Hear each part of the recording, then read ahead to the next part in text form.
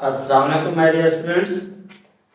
जैसा कि हमने एक्सरसाइज 3.6 स्टार्ट की हुई है और इसका क्वेश्चन नंबर हम 10 कर रहे हैं। अब देखें डियर स्टूडेंट, क्वेश्चन नंबर 10 हमारे पास क्या है? इंटीग्रल 0 to 3 dx और x स्क्वायर प्लस 9। जैसा कि हम अब जानते हैं, हम क्या करते हैं, हम इंटीग्रेट करते हैं। ये जो इंटीग्रल का साइन है इसे हमने खत्म करना होता है, इंटीग्रेट करना होता है। किसी भी क्वेश्चन को हमने इंटीग्रेट करना होता है। इंटीग्रेट करने के लिए फिर हम वो टेक्निक यूज करते हैं। पहले फंक्शन आगे डेरिवेटिव या बाद में फंक्शन नोमिनेटर में डेरिवेटिव ये बनाते हैं।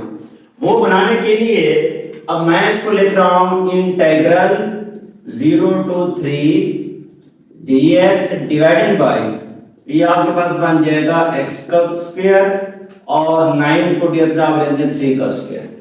अब बेसिकली ये फार्मूला बन गया ये वाला। जैसा कि आप जानते हैं, अगर आप इंटीग्रल लें 1 over x square plus a square का into dx is equal to, ये क्या होता है? ये आपके पास होता है 1 over a tan inverse x over a के। ये बेसिकली होता है 1 over x square plus a square dx। इसका जब इंटीग्रेशन लेते हैं तो 1 over a tan inverse x over a, और ऐसे ही ये बनेगा। अब ऐसे ही ये रिजल्ट बनेगा तो इसको हम लिखेंगे 1 ओवर a का मतलब है यहाँ पे a की जगह पे 3 है और x एज द वेरिएबल। तो ये स्टूडेंट आप इसको लिखेंगे 1 over 3 tan inverse x over 3 और लिमिट हमारे पास है 0 to 3। ये हमारे पास आ गया है कि 1 over 3 tan inverse x over 3 और इंटीग्रल जो लिमिट हमारे पास है लोअर अपर लिमिट 0 to 3। तो अब इसको हम लिख सकते हैं 1/3 into tan inverse x over 3। x की जगह पे अपर लिमिट पुट करें 3 ओवर 3 माइनस, इसकी जगह पे पुट करेंगे tan इनवर्स 0 ओवर 3। ये रिएक्शन हमारे पास आ गया कि हमने क्या किया, 1 ओवर 3 वैसे रहने देंगे, tan इनवर्स x की जगह पे अपर लिमिट 3 ओवर 3। अब इसकी जगह पे आप पुट कर दें 3 ओवर 3। tan इनवर्स x की जगह पे अपर लिमिट 3 ओवर 3 माइनस फिर x की जगह पे 0 tan इनवर्स 0 ओवर 3 के। अब इसको हम लिख सकते हैं 3 से कट गया तो ds में हमारे पास आ जाएगा 1 ओवर 3 tan इनवर्स 1 के और tan इनवर्स 0, तो ये 0 हो जाएगा, ये हमारे पास 0 हो जाएगा। अब ये क्या होता है डियर स्टूडेंट्स, 1/3 tan इनवर्स π/4 यानी 45। tan इनवर्स की वैल्यू अगर आप कैलकुलेटर पे निकालेंगे या टेबल पे देखेंगे तो tan इनवर्स 1 जो है ये होता है π/4 यानी 45। ये मल्टीप्लाई होगा पाई डिवाइडेड बाय 4, 3 से मल्टीप्लाई होगा 10। तो ये डियर स्टूडेंट हमारे पास क्या आ गया है, आंसर आ गया है। तो हमने क्या किया है, इस रिजल्ट को हमने इंटीग्रेट किया जो कि हमारे पास ये आ गया, आंसर आ गया। अब आगे आते हैं, आगे हमारे पास फंक्शन है question number 11 integral π/6 to π/3 cos t dt। जब इसको रिजॉल्व करेंगे, इसका सॉल्यूशन लेंगे, cos t का इंटीग्रेशन sin t होता है, इसको हम लिख सकते हैं sin t और हमारे पास लिमिट है लोअर लिमिट π/6 और अपर लिमिट है π/3। cos t का इंटीग्रेशन क्या बन गया, sin t, lower limit π/6 upper limit π/3। तो मैंने इसको लिख, अब इसमें लिमिट पुट कर दें, upper limit lower limit, upper lower limit put करेंगे तो हमारे पास आ जाएगा sin t की जगह पे अपर लिमिट π/3 माइनस फिर t की जगह पे लोअर लिमिट, तो हमारे पास क्या आएगा sin π/6।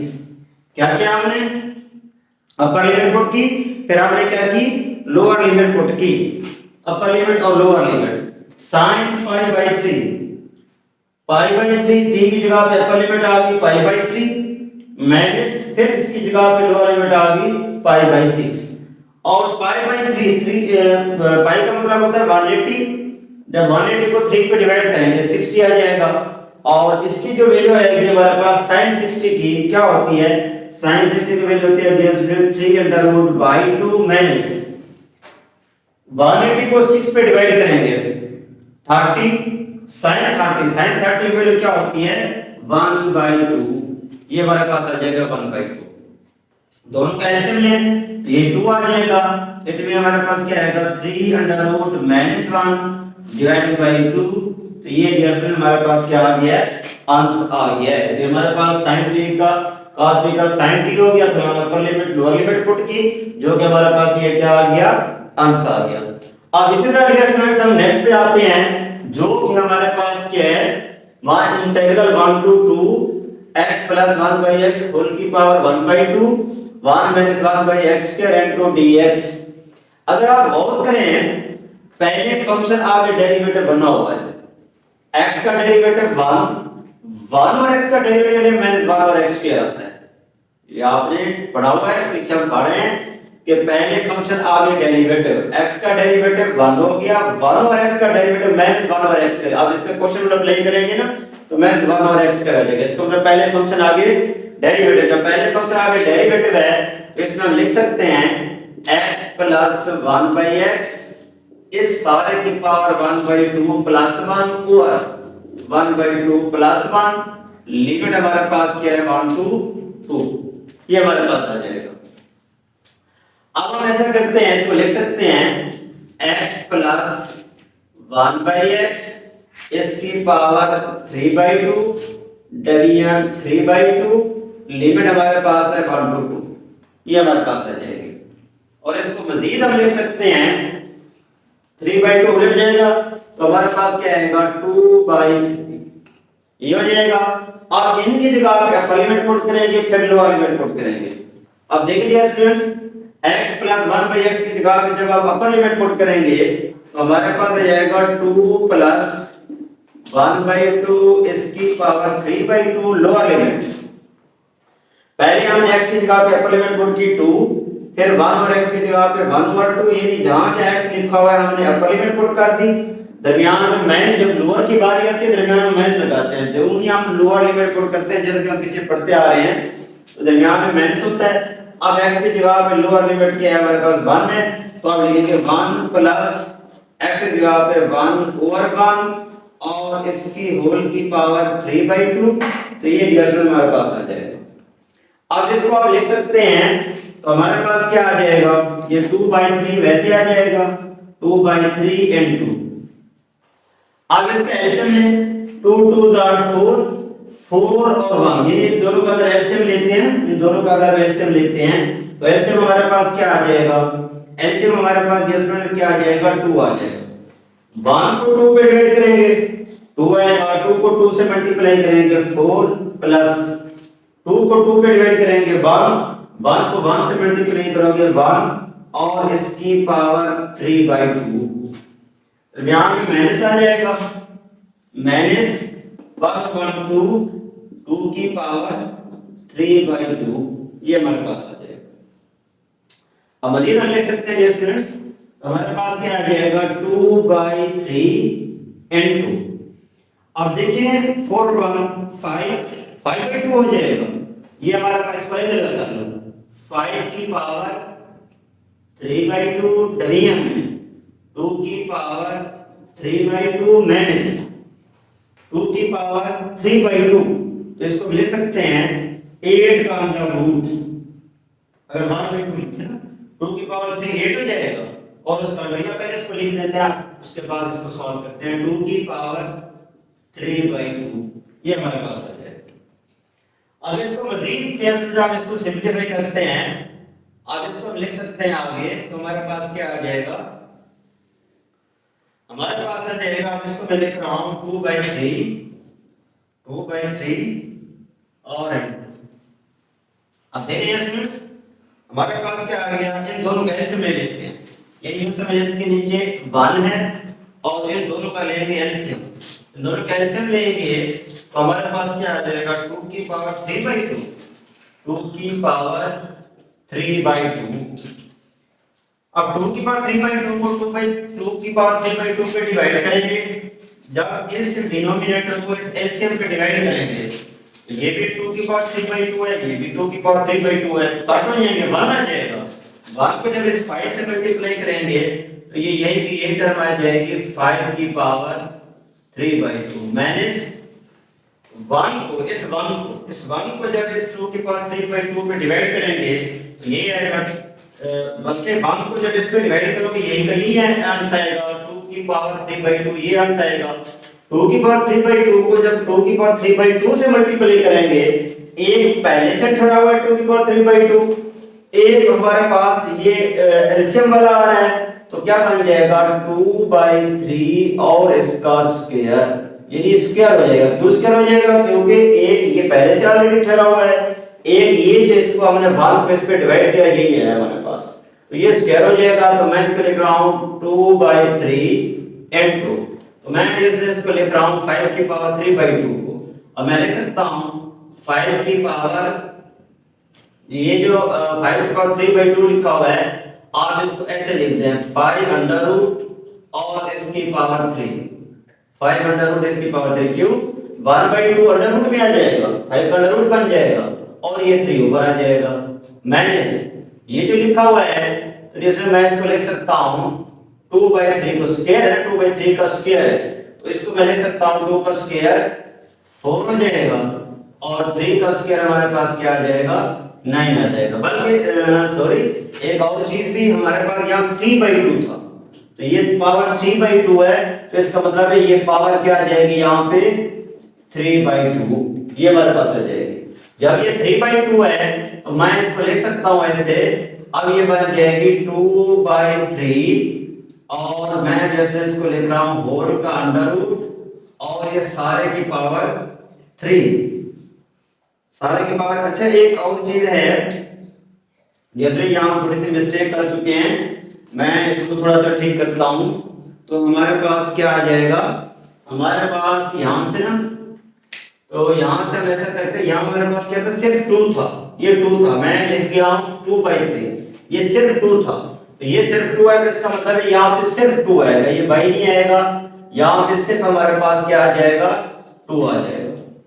और इसी चीज को अगर यहां देखें तो यहां पे हमारे पास क्या आ जाएगा, इसको मैं ऐसे लिख सकता हूं, ये बाई खत्म हो जाएगा क्योंकि ये बाई नहीं आता, तो जैसे मैं इसको लिख रहा हूं n2 होल की पावर, ये 1/2 का अंडर रूट लेके मैंने इसको 3 लिख दिया और ये हमारे पास आ गया, और डिवाइडेड बाय 2 की पावर 3/2, ये हमारे पास आ गया। दोबारा देख लें, हमने क्या किया, यार ये 1 और 1 2 था, 2 की पावर 3/2, इसका हमने एलसीएम लिया, जब एलसीएम लिया हमारे पास ये भी क्या था 2 की पावर 3/2, तो 2 एलसीएम 2 की पावर 3/2 आ गया, ये वैसे आ गया टर्म, और ये जो है बेसिकली यहाँ पे ना 2 की पावर 3/2 और 2 की पावर 3/2, अब 1 को जब इस पे डिवाइड करेंगे तो ये आपके पास बेसिकली क्या आ जाएगा, यहाँ पे स्क्वायर लिख लें या समझ लें कि ये आपके पास ऐसे आ जाएगा, क्योंकि 2 की पावर 3/2 वैसे,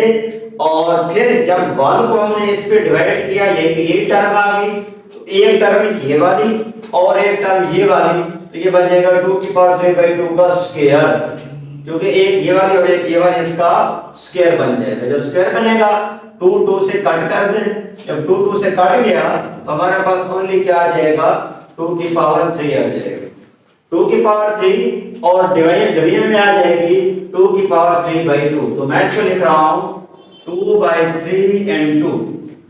अब यस मैं इसको लिख सकता हूं, ये जो 5 अंडर रूट की पावर 3 है ना, तो आप जैसा कि आप जानते हैं इसको हम ऐसे लिख सकते हैं, जो कि हमारे पास होता है 3 अंडर रूट 5 है, तो हम लिख सकते हैं 5 under root multiply 5 under root multiply 5 under root 5 time, और इसमें 5 under root into 5 under root का स्क्वायर, तो हमारे पास स्क्वायर अंडर रूट कट हो जाएगा 5 इनटू 5 अंडर रूट, तो ये हमारे पास आ जाएगा, यहां से आ जाएगा 5 इनटू 5 अंडर रूट माइनस 2 की पावर 3 8 आ जाएगा, डिवाइडेड बाय 2 की पावर 3/2, ये वैसे आ जाएगा 2 की पावर 3/2, तो ये कैसे हमारे पास क्या हो गया, अब यहां से आ गया 2 और 3, 5 इनटू 5 अंडर रूट और माइनस 8 डिवाइडेड बाय 2 की पावर 3/2।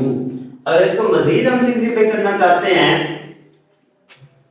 बस इसके बाद हमारे पास मजीद सिंपलीफाई अगर करना चाहे तो 2/3 2 इससे मल्टीप्लाई होगा, 2 इससे मल्टीप्लाई होगा और 3n के साथ वो जरूरत नहीं है। आप इसको यहीं तक भी क्या कर सकते हैं, लीव कर सकते हैं। तो ये हमारे पास स्टूडेंट्स क्या आ जाएगा, आंसर आ जाएगा।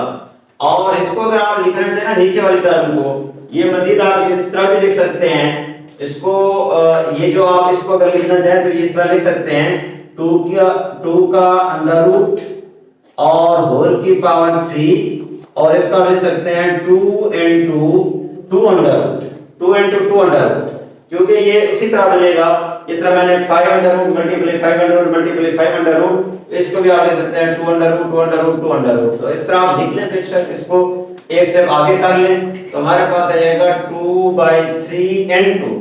तो मैं इसको लिख रहा हूं 5 into 5 under root minus 8 divided by, तो इन दोनों का इस पूरे का आंसर ये आ जाएगा हमारे पास 2 into 2 अंडर रूट। क्यों इस तरह आएगा, क्योंकि ये बेसिकली इस तरह है कि ये जो 2 है ना, ये जो 2 है और 1/2, इसको आप लिख सकते हैं ऐसे 2 की पावर 1/2 होल पावर 3, और ये बन जाएगा 2 अंडर रूट होल पावर 3, और जिसको हम ऐसे लिख सकते हैं फिर यानी 2 अंडर रूट 2 अंडर रूट यानी multiply 2 under root multiply 2 under root multiply 2 under root. तो ये आपके पास आ जाएगा 2 into 2 अंडर रूट। अब बेशक 2 2 से कैंसिल हो जाएगा, तो आप इसको लिख सकते हैं 5 into 5 under root minus 8 divided by 3 into 2 under root. ये डियर स्टूडेंट हमारे पास क्या आ जाएगा, आंसर आ जाएगा। तो ये था इसको सॉल्व करने की टेक्निक, सॉल्व करने का मेथड कि हम इसको किस तरह और कैसे सॉल्व करेंगे। तो ये डियर स्टूडेंट 3 क्वेश्चन थे और ये कोई इंपॉर्टेंट एक्सरसाइज है, तो आपने इसको बार-बार प्रैक्टिस करनी है। मजीद भी किसी बच्चे को कोई बात समझ ना आए तो कमेंट सेक्शन में कमेंट करके मुझसे डिस्कस कर सकते हैं। ओके डियर स्टूडेंट्स, अल्लाह हाफिज।